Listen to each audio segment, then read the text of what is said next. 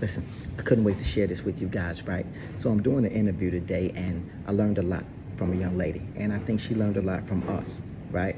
First off, 18 years old, right? Was raised with her mother and her father. Now, by the way, when I'm doing these interviews, I'm trying to go deep. I'm trying to understand, do I have someone in front of me that truly wants to be successful, and things like their actions tell me a lot, right? Like if they show up early, then obviously they value this company's time, and then they value their time as well. So that's a good trait. That's a successful action in my eyes, right? So this one was a little bit more difficult. I had to ask questions, right? So I had to ask at one point, like, hey, were you raised with your mother and father?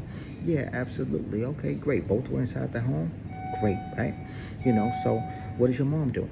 Well, my mom is a registered nurse. Okay, great. And my father is a contractor. He owns his own company. Okay, so, well, right then and there, right? You know that your mom went to school. Your mom, obviously makes money.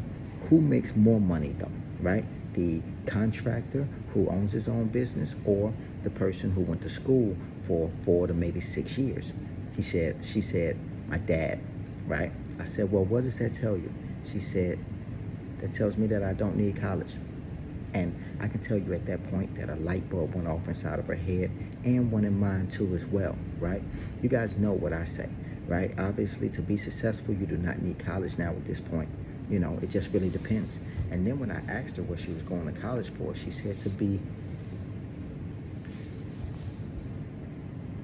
a brain surgeon.